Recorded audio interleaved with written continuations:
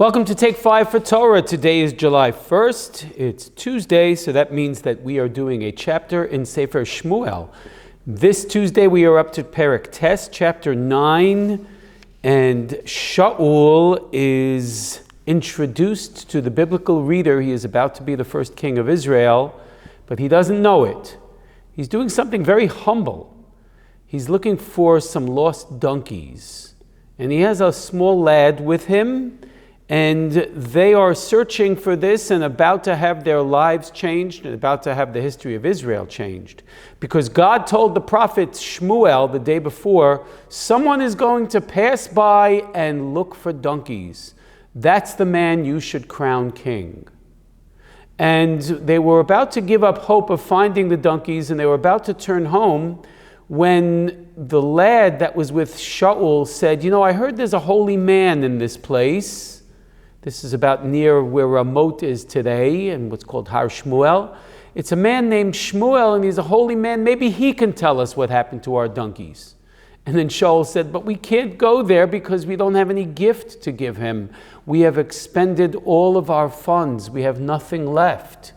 Shows a little bit of their impoverished state, if you will. The first king of Israel had no money in his pocket.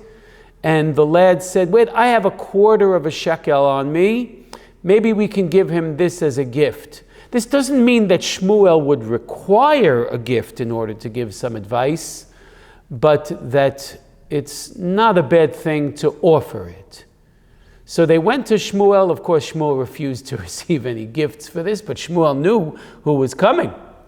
And they said, does anybody know where to find these lost donkeys? They met some women along the way who were a little bubbly and gushing about how good-looking Shaul was. The Tanakh says, Mishichmo v'mala gavoa mikol ha'am. From head and shoulders, he was taller than everybody else.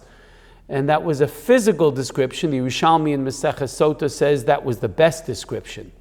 The Jews got the king they deserved. Right now, he's a humble man, and a man, the Gemara in Yuma says, was a man of perfection. And this we'll find later was his undoing a little later in Sefer Shmuel. But in the meantime, he asks Shmuel for the lost donkeys, and Shmuel says, don't worry, the donkeys have been found. You don't have to worry about anything, because whatever is in Israel is part of your possession. And he was, what? What are you talking about? And he started to tell him what God told him, and that he was going to be the next king of Israel. And this was incredulous to Shaul, because he was from the tribe of Benjamin, the youngest of the tribes. It was well known that the king should come from the tribe of Judah. But there was an oracle that God told Yaakov that kings will yet descend from you, and only Benjamin was not born. So that at least 2 kings have to come from the tribe of Benjamin. It's very possible that Shaul was not aware of this oracle.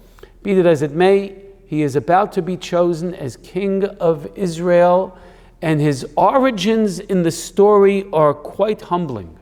You may recall that at the end of Sefer Shoftim, the entire tribe of Benjamin was almost totally wiped out.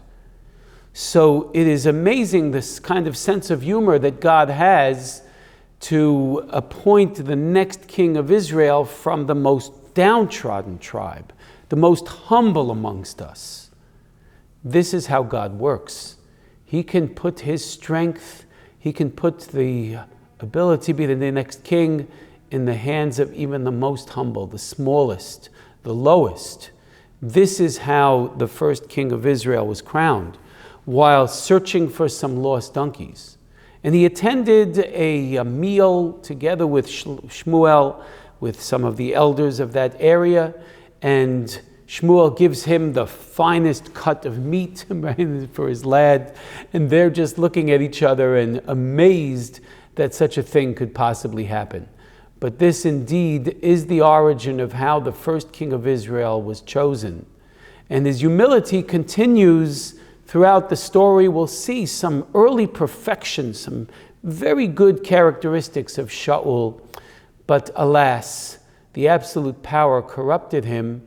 We will see what he turned into later, but still the Gemara in Yuma says that as a specimen of humanity was far the superior of David HaMelech, but we'll see that is part of his undoing as we move on.